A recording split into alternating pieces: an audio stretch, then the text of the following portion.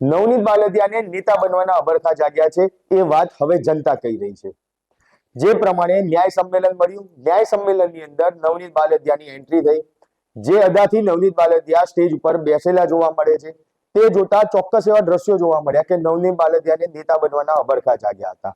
પરંતુ હવે સોશિયલ મીડિયામાં લોકો જ કહી રહ્યા છે કે નવનીત બાલદિયા ધારાસભ્યની ચૂંટણી લડશે। 2027માં જે ધારાસભ્યની ચૂંટણી થશે તેમાં નવનીત બાલદિયા કઈ સીટ ઉપરથી ચૂંટણી લડશે અને કયા પક્ષમાંથી ચૂંટણી લડશે તેની કોમેન્ટ સોશિયલ મીડિયામાં હવે જનતા જ આપી રહી છે। ત્યારે કયા પક્ષની અને કઈ જગ્યાની આ વાત છે તે બાબતે વિગતવાર ચર્ચા કરીએ।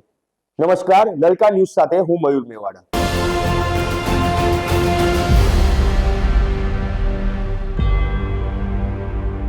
આજનો યુગ સોશિયલ મીડિયાનો યુગ છે અને આ યુગની અંદર સોશિયલ મીડિયામાં નવનીત બાલદિયા ચૂંટણી ક્યાંથી લડશે તેની કોમેન્ટો અત્યારે ધૂમ મચાવી રહી છે। સોશિયલ મીડિયાની અંદર લોકો કોમેન્ટ કરી રહ્યા છે કે નવનીત બાલદિયા તળાજામાંથી આમ આદમી પાર્ટીમાંથી ચૂંટણી લડે। લોકોની આ કોમેન્ટ છે, આ કોમેન્ટ બી તમે ટીવી સ્ક્રીન ઉપર જોઈ શકો છો કે જે નવનીત બાલદિયાને લઈને લોકો કોમેન્ટ સોશિયલ મીડિયાની અંદર કરી રહ્યા છે કે નવનીત બાલદિયાને તળાજામાંથી ચૂંટણી લડવી જોઈએ, નવનીત બાલદિયાને આમ આદમી પાર્ટીમાંથી તળાજામાંથી ટિકિટ આપવામાં આવે, તે ધારાસભ્ય ત્યાંથી બનાવવામાં આવે। આવી કોમેન્ટ લોકો દ્વારા કરવામાં આવી રહી છે। એટલે કે એ વસ્તુ હવે દેખાઈ રહી છે કે નવનીત બાલદિયાને નેતા બનવાના હબરખા ચોક્કસથી જાગ્યા છે અને લોકો જ આ કહી રહ્યા છે।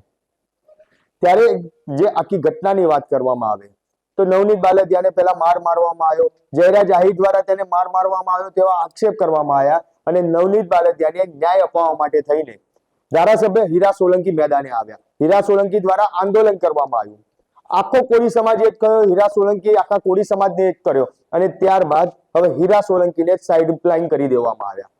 જે ન્યાય સંમેલન મળ્યું તે ન્યાય સંમેલનના આગલા દિવસે હીરા સોલંકી દ્વારા એક નિવેદન આપવામાં આવ્યું હતું કે જે ન્યાયની વાત કરવામાં આવી રહી છે તે ન્યાય મળી ચૂક્યો છે। ત્યારે હવે આ ન્યાય સંમેલનનો મતલબ શું? આ સવાલ તમામ લોકોના મનમાં ઉભા થઈ રહ્યા હતા। કોળી સમાજના યુવાનો પણ આ ન્યાય સંમેલનને લઈને અનેક સવાલો ઉભા કરી રહ્યા છે, કારણ કે જ્યાં ન્યાય સંમેલન પૂર્ણ થયું ત્યાં કોળી સમાજમાં બે ભાગલા જોવા મળ્યા।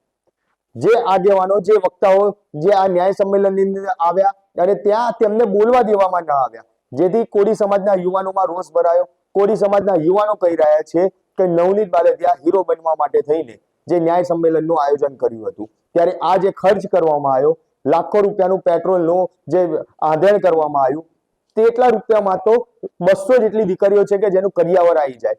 ત્યારે આવી વાત સોશિયલ મીડિયામાં કોળી સમાજના યુવાનો પણ કરી રહ્યા છે। પરંતુ અહીંયા વાત એ છે કે હીરા સોલંકી કે જેને નવનીત બાલદિયાના હાથ પકડ્યા હતા, નવનીત બાલદિયાને ન્યાય મળે તેના માટે થઈને આંદોલન કર્યું હતું, તે હીરા સોલંકી નવનીત બાલદિયાને પારખી ગયા હતા અને એટલા જ માટે ધીમે ધીમે હીરા સોલંકી તેમનાથી દૂર થયા।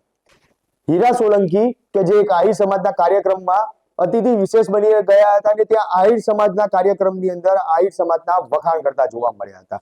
થોડા દિવસ પહેલા કે જે પરસોત્તમ સોલંકી, હીરા સોલંકીના મોટાભાઈ છે, ધારાસભ્ય છે, મંત્રી છે, તેમના દ્વારા એક નિવેદન આપવામાં આવ્યું હતું કે હવે ધોકા ઉપાડવાની જરૂર પડશે તો ધોકા બી ઉપાડીશું, કોઈના મતની જરૂર નથી। અને ત્યારબાદ આહિર સમાજ કે જે પરસોત્તમ સોલંકી અને હીરા સોલંકી માટે રોષે ભરાયો હતો અને હવે હીરા સોલંકી તે જ આહિર સમાજના કાર્યક્રમમાં જાય છે અને ત્યાં ગાડી હીરા સોલંકી દ્વારા આહિર સમાજનો જે વખાણ છે તે વખાણ કરવામાં આવી રહ્યા છે।